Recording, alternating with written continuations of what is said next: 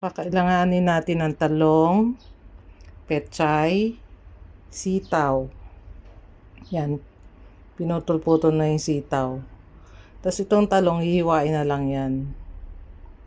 Tapos ipiprito. Tapos itong pechay tsaka sitaw, i-blanch na lang sa water na may salt. Yan, hinulog ko na yung gulay.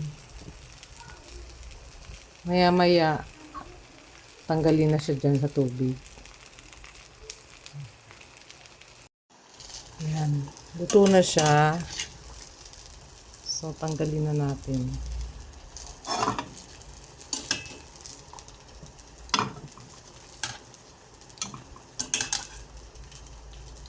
Yung sitaw naman. Yan.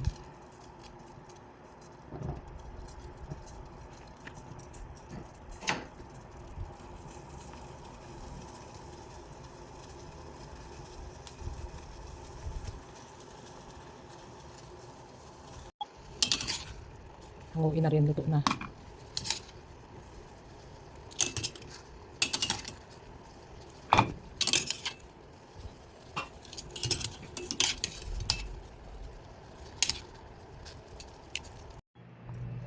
So, unahin ko prito itong talong na hiniwa na. Ganito kalalaki yung gawa ko. Piprito muna natin siya. So, buksan na natin.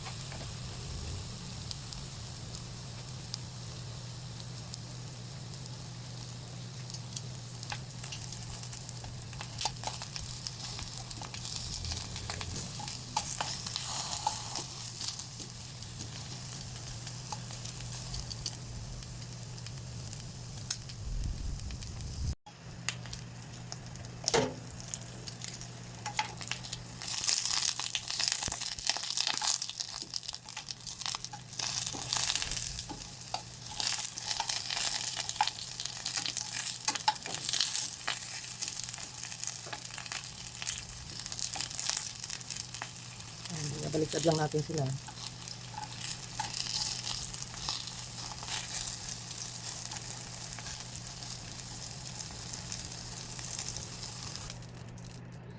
Tabihin natin siya para mamaya. Tapos, magmamarinate muna tayo ng pork. Itong pork, para malinis siya, pinakuluan lang saglit para natanggal lang yung dumi. Tapos, ibababad siya natin sa patis and sa bawang. Tapos, ipiprito natin siya mamaya. Tapos, gagamitin natin mamaya is sa sauce, oil, atswete, pork cube. Tapos, maglalagay din tayo ng tubig mamaya. Coconut milk, bagoong, alamang, and peanut. peanut butter, sibuyas at bawang. Magkasama na sila. Sibuyas at bawang. So, sa bowl, lalagay natin yung pork.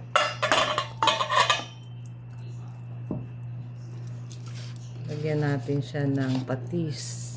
Instead of salt, patis.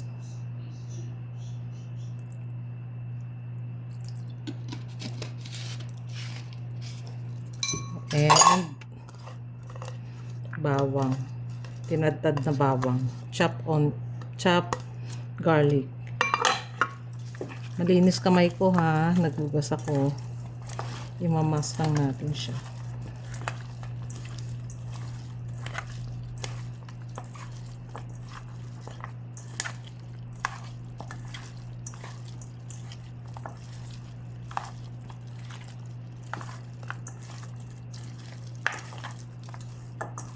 So, dyan lang muna natin. Marinate natin siya habang nagagawa tayo ng sauce.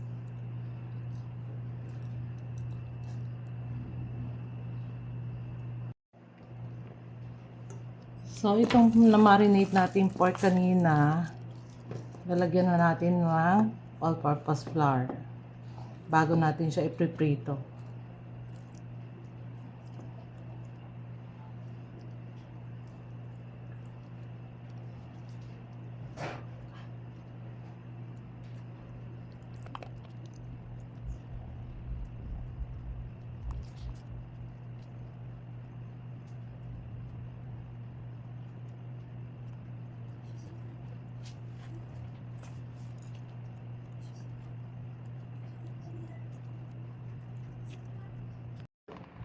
Ayan, magpapainit na tayo ngayon ng mantika para magprito naman ng baboy.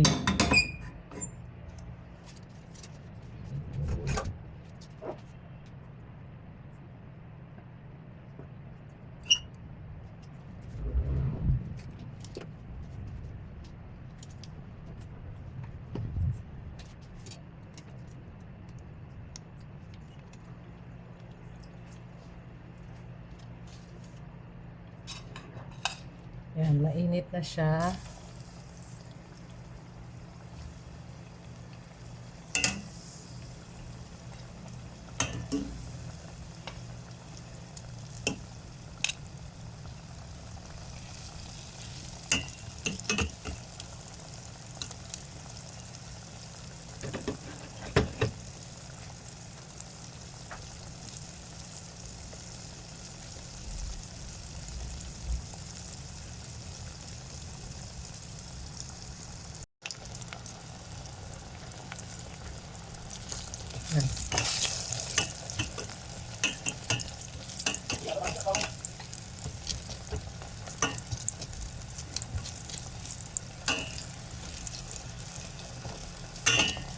Ayan, brown na siya, malutong na.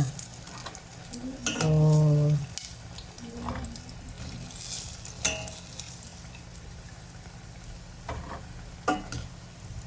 ayan, hanggang sa maluto na lang yung iba, ganun yung gagawin natin.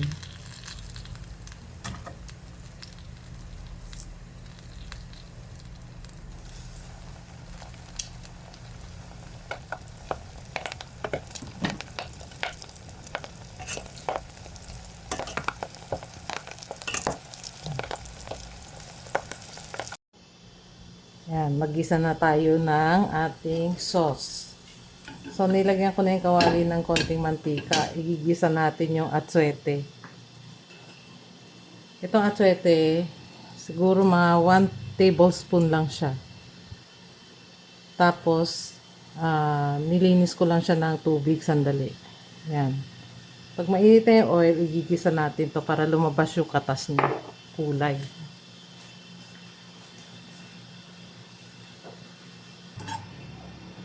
Mainit na yung mantika na yan. Ulit natin at sete.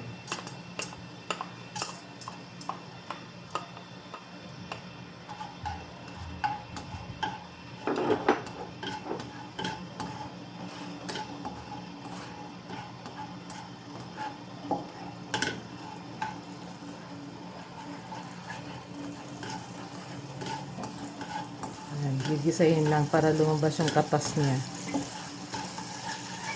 Para hindi maputla yung ating kare-kare sauce. Pero pag wala kay atsuete, pwede pa rin naman, kaya lang maputla siya.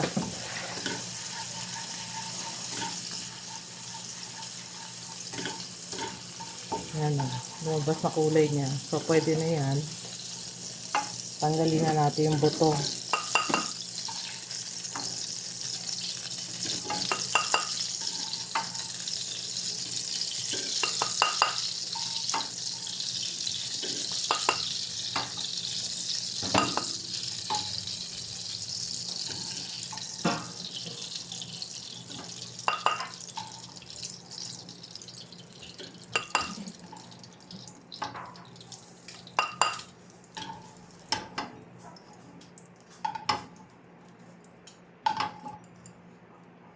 Yan. Ilalagay na natin kasunod yung ating sibuyas at bawang.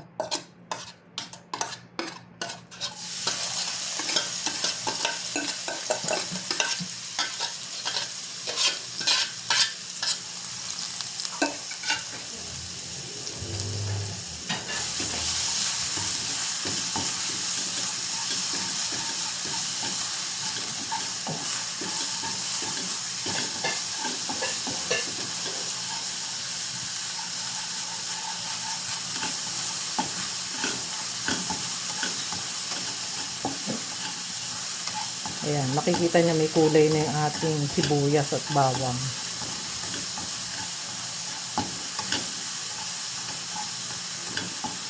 Antayin muna natin siya medyo maluto.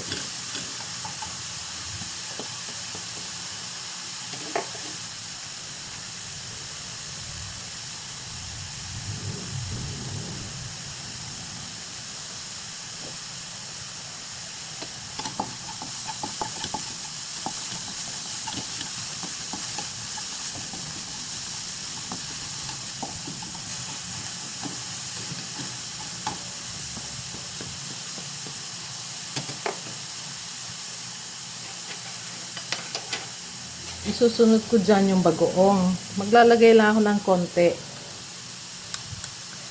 Depende to. Kasi yung iba, hindi sila kumakain ng bagoong. So, yung iba, hindi na nilalagay muna yung bagoong sa sauce. Pero kami naman kasi kumakain kami lahat dito. Kaya maglalagay na rin ako. Konti lang. Yung iba kasi sa huli na naglalagay yung pag kumakain na. Para yung mga allergies sa bagoong, pwede sila pa rin kumain ng kare-kare na sauce nyo. Yan. Siguraduhin nyo lang lahat ng kakain, hindi allergy sa sa bagoong.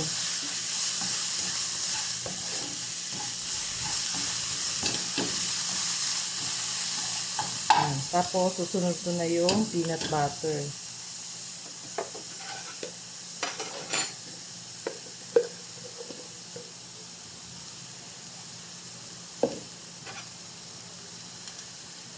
Dalawang kutsara ng peanut butter.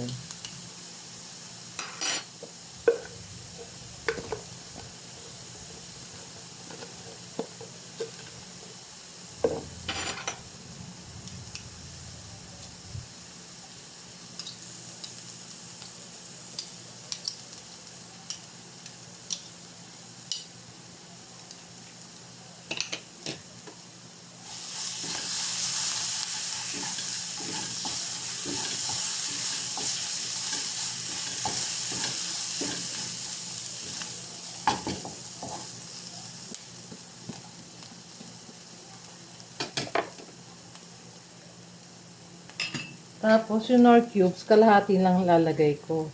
Yung iba, naglalagay sila isang buo. Ako kasi kalahati lang para hindi over yung lasa. Nasa sa inyo naman yon. Pwede naman buo. Isang buo.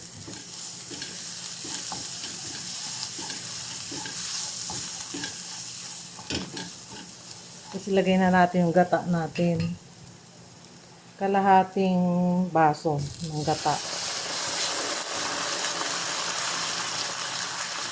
Sa delata lang na gata itong ginamit ko. Pwede rin naman yung mga fresh. Kaya lang kasi yan yung available dito sa bahay. Kaya yan yung ginamit ko.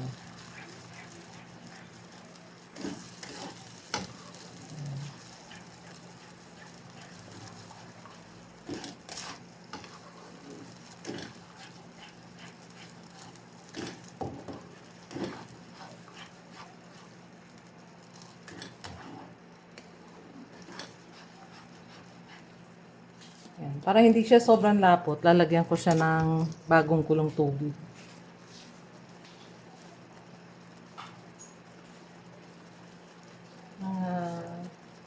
Subukan ko sa 1/4. 1/4 cup.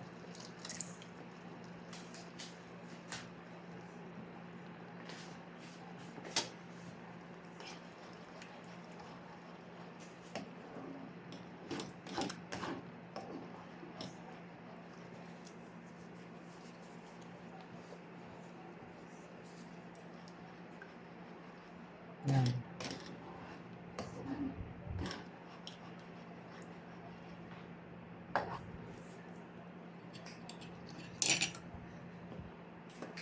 Sayang yung peanut butter.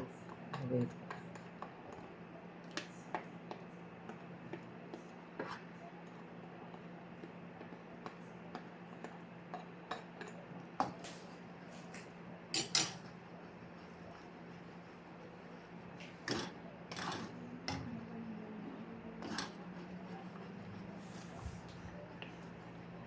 Ngayon, tikman nyo na kung tama na sa panlasa nyo.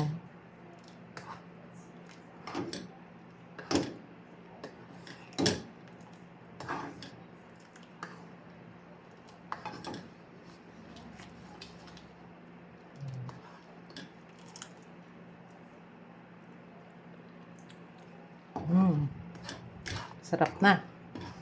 Pag kumulo siya, okay na siya.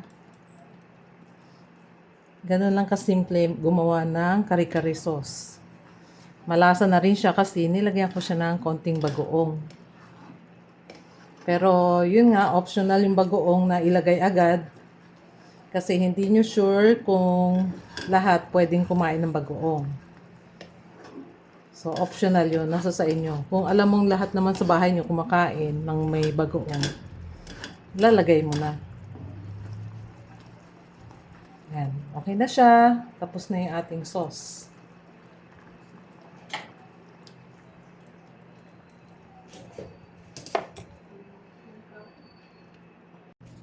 So, assemble na natin yung sauce.